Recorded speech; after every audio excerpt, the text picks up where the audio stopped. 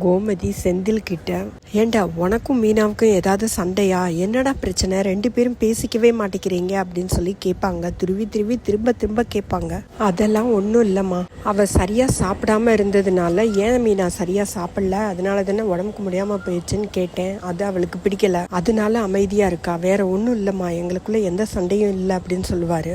கதிரும் அங்கே தான் பக்கத்தில் உட்காந்துருப்பாரு. கோமதி எழுந்து போனதும் செந்தில் கதிர்கிட்ட எல்லா விஷயத்தையும் உண்மையை சொல்லுவார். அதை கேட்ட கதிர், ஏன் இப்படியெல்லாம் பண்ணுற, அப்பாவை நினச்சி பார்த்தியா கொஞ்சமாவது, அப்பாவுக்கு தெரிஞ்சா என்ன ஆகும் அப்படின்னு கேட்டதும் செந்தில் என்ன பண்ணுவார், 2 அடி அடிப்பார். ஏன்டா இப்படியெல்லாம் பண்ணுனேன்னு கேட்பாரு. அவ்வளோதானே அப்படின்னு சொல்லி செந்தில் சொன்னதும், அது இல்லைன்னே அப்பாவோட நிலைமையை யோசிச்சு பார்த்தியா, எங்கள் ஆஃபீஸில் எல்லாருமே தாண்டா லஞ்சம் வாங்கினாங்க, அதில் என்னவோ அதிசயமாக நான் மட்டும் மாட்டலை நேற்றுக்கு நடந்த ரெய்டில் அப்படின்னு சொல்லிக்கிட்டு இருக்கும்போது, எல்லாரையுமே அப்பா வளர்க்கலைன்னே, ஒன்னத்தனை வளர்த்தாரு, பிள்ளைங்களுக்கு சின்ன வயசுல இருந்தே நேர்மை நியாயம்னு எப்படி சொல்லி கொடுத்து வளர்த்தாரு, நீ என்ன இப்படி இருக்க அப்படின்னு சொல்லிட்டு கதிர் திட்டுவார் செந்தில். கொஞ்ச நேரத்தில் செந்தில் மீனா கிட்ட போய் திரும்பவும் பேசுவார். ஏன் மீனா இப்படி இருக்க, அதனை எல்லாரும் கேட்குறாங்கன்னு. அந்த நேரத்தில் கோமதி வெளியில் நின்று ஒட்டு கேட்பாங்க.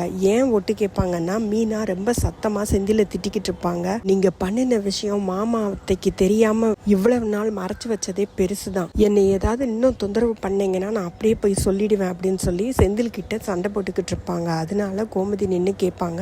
செந்தில் வெளியில வரும்போது தள்ளி போய் நின்னுக்குவாங்க கோமதி.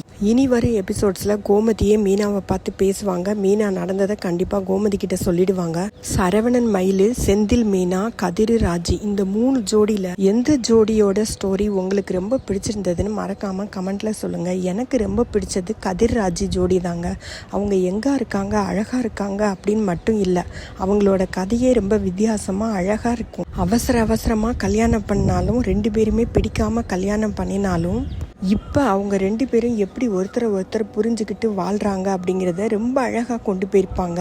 ஆரம்பத்துல கதிரையும் ராஜியும் பார்க்கும்போது இந்த 2 பேரும் சேர மாட்டாங்க அப்படின்னு தான் பார்க்குறவங்களுக்கு தோணும். ஆனால் இப்போ கொஞ்ச நேரம் கூட 2 பேரும் தனியாக இருக்க மாட்டாங்க அப்படிங்கிற அளவுக்கு ரொம்ப அழகாக எடுத்து சொல்லியிருப்பாங்க. பொதுவாக எல்லா சீரியல்லையுமே லவ் பண்ணிட்டு பிரிஞ்சு போகிற மாதிரி தான் காட்டுவாங்க. இந்த சீரியலில் அதுவும் முக்கியமாக கதிர் ராஜிக்கு மட்டும் கல்யாணம் பண்ணிட்டு ஆழமாக லவ் பண்ணுற மாதிரி காட்டினது ரொம்ப வித்தியாசமாகவும் நல்லாவும் இருந்தது.